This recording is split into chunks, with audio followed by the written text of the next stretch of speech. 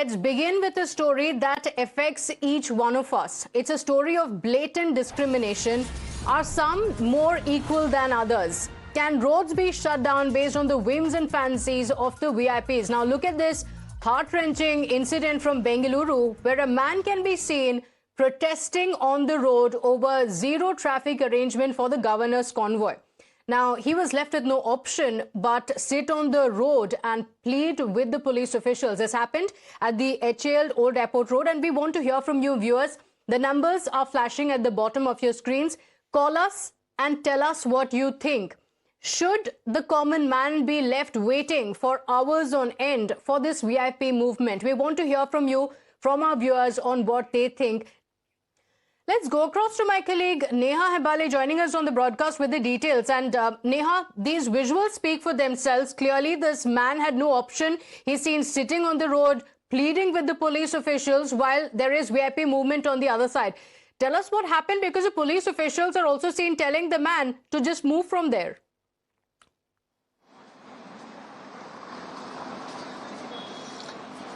Well, Pratibha, gut-wrenching scenes coming to light from Bengaluru. Here you have the police, in fact, trying to carry out their duty while forgetting that, on humanitarian grounds as well, there are times when, of course, the situation there or the grievance there needs to be considered. What's typically happened over here is that this has happened, in fact, in the HAL area of Bengaluru while the governor's movement, in fact, was there. The governor, of course, remember, given the highest degree of security, and during the time of his movement or his passing through the area, the police, in fact, are mandated to stop the traffic. Now, what we gather here is that in light of the governor's movement, the traffic had stopped for nearly about 30 minutes already, and frustrated, commuters, frustrated people on the road, in fact, and rightfully so, a man here coming out on protest there, demanding that his pregnant wife in the car be allowed. Imagine the situation. The man's wife is pregnant. He was perhaps going to the hospital, and he has been waiting there for half an hour, after which he's supposed to be on the road pleading with the police officials. Neha, just a moment, because we want to hear from our viewers as well, because you and I, the common man, gets affected by this. We have Veena joining us on the broadcast. Thank you for joining us. Veena, what do you have to say? Should common man be suffering because of this VIP movement? Yeah, of course. So, see, our life is also equally important, and we give vote for them. And we spend a lot of, money on various taxation, this and all. And life is not free in any case. And every man has a right to move on the road, and especially the cases like when there is an emergency case and you are stopped from moving from place to the hospital or whichever place, and that is not the way. When we elect our representative, they are also common man only.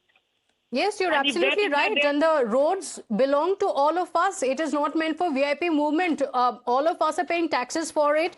We can't be waiting for hours on end just because there is VIP movement. I understand your anger. Thank you so much for joining us, Ms. Veena. We also have Venkatram joining us on the broadcast from Secunderabad. Thank you for joining us. Have you suffered the same? And do you think this is acceptable? No, I have got a different view on this. Okay. While blocking roads for the VVIPs is absolutely not correct, but taking the haphazard traffic situation and the security situation in the country, some VVIPs may be provided with special facilities for their safety by regulating the traffic but not stopping the traffic in total. Okay. Maybe some lanes to be restricted, or maybe people like in this case, the pregnant lady is there. That should be permitted. There should be no stoppage for that kind of thing. Yes. Okay. So you're saying that because of security reasons, there are some traffic movement that needs to be halted, and that is understandable, but they should make exceptions, especially in cases like this. All right. We take your point. Thank you so much for joining us. Let's get in a perspective from a Bengalurian as well. We have Mr. Rajendran joining us on the broadcast. Thank you for joining us, Mr. Rajendran. What do you think? Good afternoon, ma'am. I do agree with the previous caller that for security reasons they stop it. But in a situation has become in Bangalore, already the roads have become narrow. Yes. It is very difficult to pass in a regular situation. That too, when ambulance is coming, they should allow. on a humanitarian basis, Yes. And this VVIP should be mentioned clearly for whom, not for all country and this for It has to be for a specific person. In Bangalore, it may not be for everybody. It may be for Chief Minister, it may be for a governor, and if Prime Minister is coming or Vice President is coming. And they should find some alternatives or broaden the roads, With this pathetic condition, and if they are unable to pass through ambulance itself, it is our own money, it's our road, it belongs to us, and we deprive, Yes, I agree with you.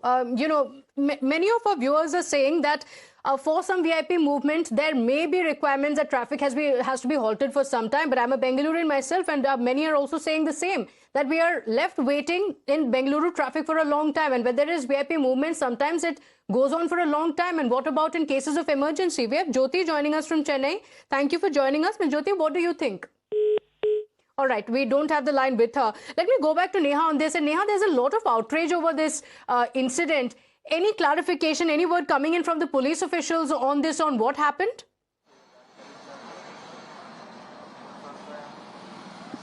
Well, yes, Pratibha, in fact, we've contacted not just the law and order police, but also the traffic police here.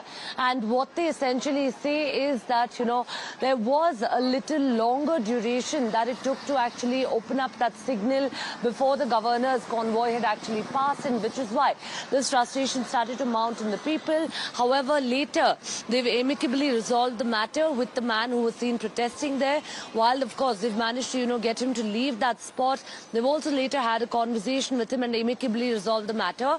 No police complaints have been filed from either side here, either from the man or from the police for that matter, for having obstructed that VIP movement. What, of course, remains to be seen right now is what lessons are learnt from this particular episode there that's taken place, and hoping that, of course, the VIP culture that we often keep referring to, or we often keep highlighting time and again, does, of course, see some sort of a logical end, at least sometime soon.